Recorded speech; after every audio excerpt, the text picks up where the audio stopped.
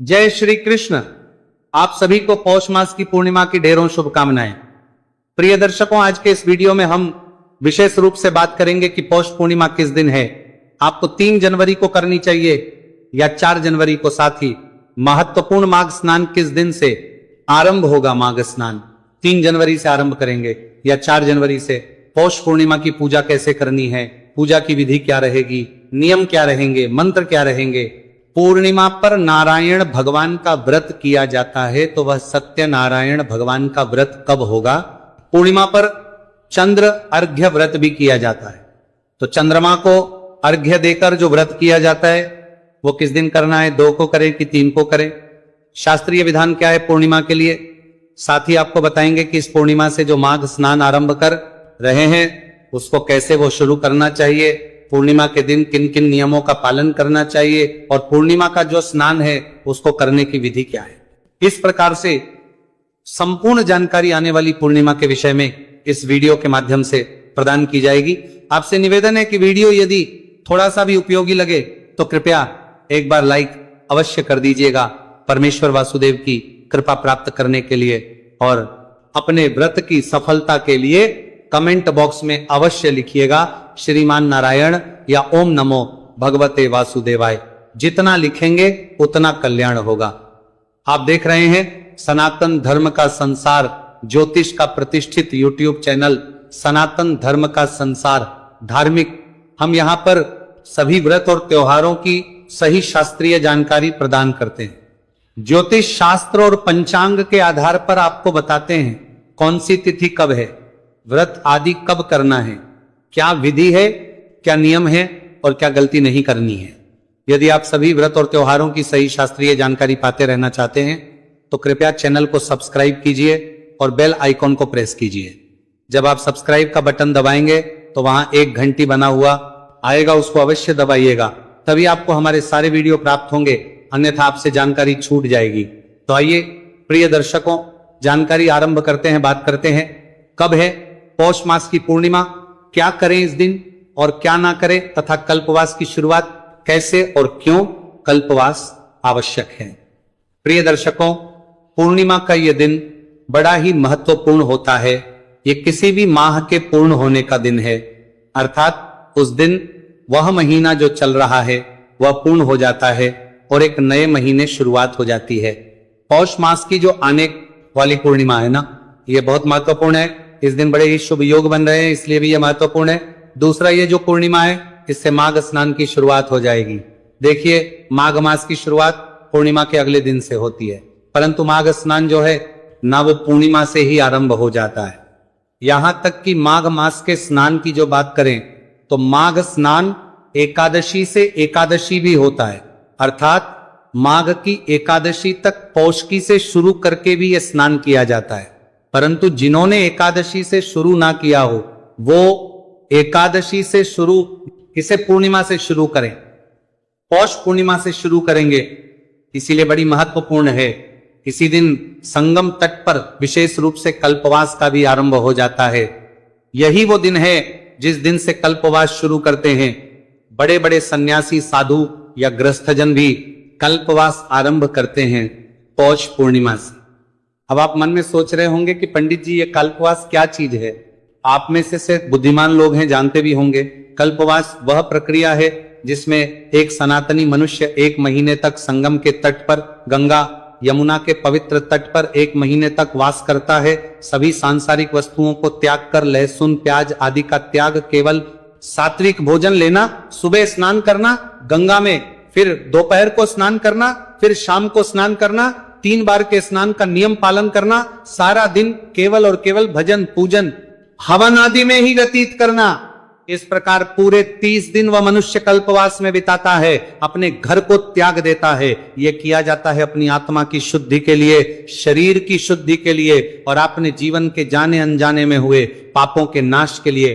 कल्पवास बहुत ही प्रचलित प्रक्रिया है और विशेष रूप से कुंभ के समय तो इसकी महिमा और अधिक बढ़ जाती है। तो कल्पवास की शुरुआत भी इसी पूर्णिमा से होती है और यह माघ पूर्णिमा पर पूर्ण होता है। का महीना अपने आप में बड़ा महत्वपूर्ण है और माघ स्नान की शुरुआत इसी पूर्णिमा से है। आप इसका महत्व समझिए। पौष स्नान पूर्ण हो रहा है, माघ स्नान आरंभ हो रहा है, कितना पवित्र दिन है। अब प्रश्न उठता है कि ये जो पवित्र दिन है, इतना महत्वपूर्ण, इतना बड़ा दिन है, जो बहुत अधिक पुण्यदायी है। कहा जाता है कि इस दिन आप जो जप तप पाठ पूजा करते हैं वो बहुत अधिक फल प्रदान करती है, बहुत अधिक पुण्य प्रदान करती है। तो इस दिन हमें करना क्या चाहिए?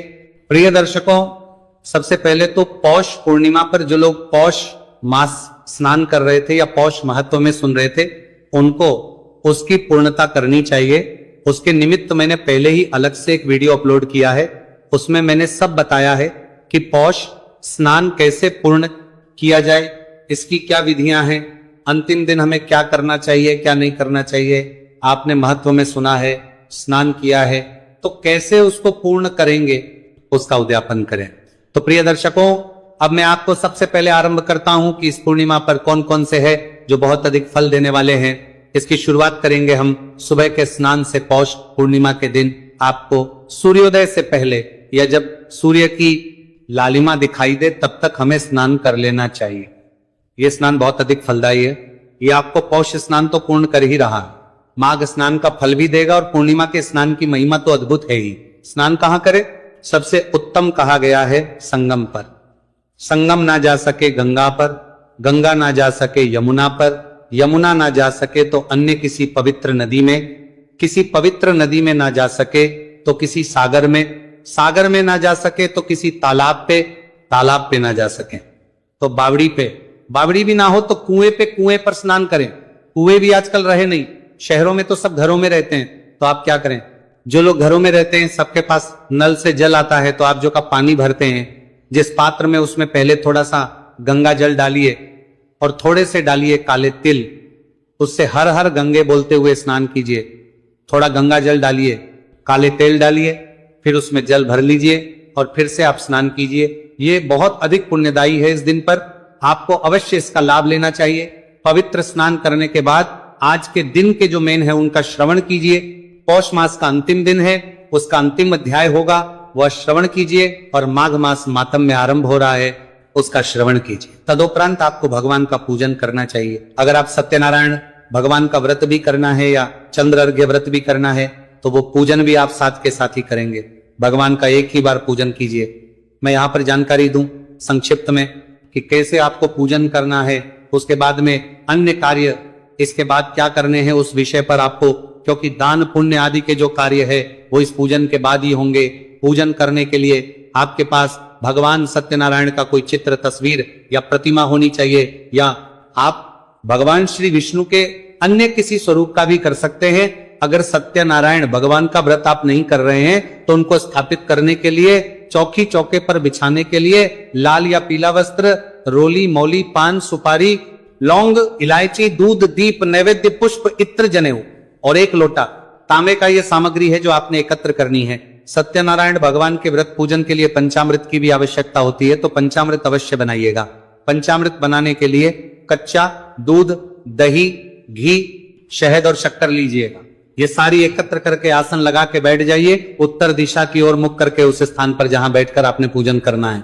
सबसे पहले एक लोटा लीजिए, उसमें थोड़ा गंगा जल भरिए, फिर शुद्ध जल भरिए, फिर फूल के द्वारा उस स्थान पर जल के छींटे दीजिए जहां बैठ के पूजन करना है, और सभी सामग्री पर भी जल के छींटे दीजिए जो भगवान को चढ़ानी है, अर्पित करनी है, क्योंकि वह सामग्री हम तक पहुंचने से पहले ना जाने कितने हाथों से होके निकली है, किसने किस अवस्था में हाथ लगाया है, तो उसको शुद्ध करना आवश्यक है। भगवान को अर्पित करने से पहले उसको शुद्ध के लिए जल के छींटे दीजिए।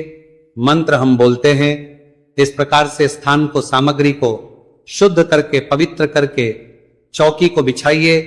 चौकी पर पीला या लाल वस्त्र जो है बिछाइए, उस पर भगवान की तस्वीर या प्रतिमा जो आपके पास है उसको स्थापित कीजिए। उनके सामने घी का दिया रखिए। अगर घी का दिया है तो सीधे हाथ की ओर रखेंगे और उलटे हाथ की ओर रखेंगे। तेल का दिया है तो उसके विपरीत दिशा में धूप को रखिए। अब आप अपने सीधे जल लीजिए, हाथ धो लीजिए। हाथ धोने के बाद जल आत्मनि करेंगे तो एक एक चम्मच जल अपने सीधे हाथ पर लीजिएगा और एक एक मंत्र पर उसको हाथ पे लेके पी जाइएगा। ओम माधवाय नमः। जल लीजिए, पी जाइए। ओम केशवाय नमः, जल लीजिए, पी जाइए। ओम नारायणाय नमः, जल लीजिए, पी जाइए। ओम ऋषिकेशाय नमः नमः, हाथ धो लीजिए। हाथ धोने के बाद को तिलक कीजिए, मौली बांधिए। अब हम व्रत पूजन का संकल्प करेंगे। तो संकल्प करने के लिए अपने सीधे हाथ पर जल लीजिए। 1 रुपए का सिक्का दक्षिणा के रूप में कम से कम रखिए। अधिक जो भी रखना चाहें रख सकते हैं। 3 बार बोलिए ओम श्री विष्णु, ओम श्री विष्णु, ओम श्री विष्णु। अपना नाम, अपना गोत्र, जिस स्थान पर बैठकर संकल्प कर रहे हैं वहां का मकान नंबर, क्षेत्र का नाम, शहर का नाम, पौष मार्शी पूर्णिमा, पुण्यतिथि हो, आयु आरोग्यता प्राप्त, सुख संपत्ति प्राप्त, धनलक्ष्मी प्राप्त, श्री हरि नारायण पूर्णिमा, व्रत श्री नारायण पूजन कथा, श्रवण श्री विष्णु, और वह संकल्प भगवान के चरणों में अर्पित कर दीजिए।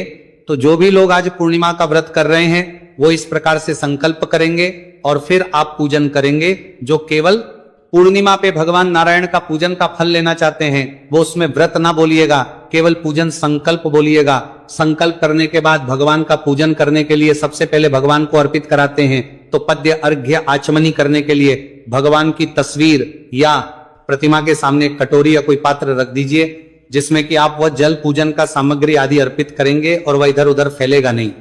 ओम नारायणाय नमः पूर्णिमा पूजन अंतर्गत भगवान श्री नारायण के रूप में 1 चम्मच जल अर्पित कीजिए।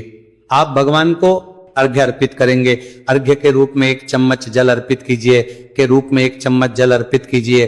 कराने के बाद अब आप परमात्मा को स्नान कराएंगे। स्नान के लिए आप जल से स्नान कराएं और स्नान जो कराएंगे ना उसको शंख में जल को भर के कराएं। ये दोनों ही विधि से उत्तम है। अगर आप सत्यनारायण भगवान का पूजन कर रहे हैं और आपके पास कोई प्रतिमा है भगवान की, चाहे किसी भी की प्रतिमा हो, तो उनको आप इस प्रकार से स्नान कराएं। ये पूर्णिमा का केवल पूजन कर रहे हैं तो उत्तम है, सत्यनारायण भगवान के पूजन के अंतर्गत कर रहे हैं तो भी उत्तम है। और पौष मास पूर्णिमा समापन दिवस के दिन पे अगर आप विशेष पूजन लाभ लेना चाहते हैं तो उसके लिए भी ये बड़ा ही उत्तम फलदायी है।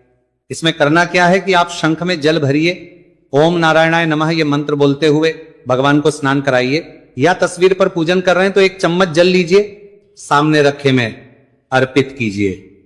अन्यथा आप फूल से भी जल के छींटे दे सकते हैं। पंचामृत से स्नान कराएंगे तो कच्चा दूध, दही, घी, शहद, शक्कर और गंगाजल से पंचामृत बनाइए। पंचामृत को फूल पर लगा लीजिए और वह अर्पित कीजिए। जो प्रतिमा पर पूजन कर रहे हैं वो भगवान को अच्छे से पंचामृत से नहलाइए। ओम पुनः शुद्ध जल से स्नान कराइए। जैसे शंख से करवाया था मंत्र के साथ, अब भगवान को वस्त्र अर्पित करेंगे तो वस्त्र के रूप में मौली का 1 टुकड़ा तोड़िए, वहां अर्पित कीजिए, उसको आदि से तिलक कर लीजिएगा, फिर भगवान को अर्पित कीजिए। यज्ञ को भी अर्पित करने के बाद भगवान को इत्र अर्पित करेंगे तो इत्र को फूल पर लगा लीजिए और अर्पित कीजिए। तिलक कीजिए, भगवान को दीजिए, भगवान को तिलक कीजिए, भगवान को अक्षत अर्पित कीजिए। अक्षत अर्पित करके तिलक लगा के पुष्प अर्पित करेंगे। माला है तो माला पहनाइएगा, धूप और दीप दिखाएंगे।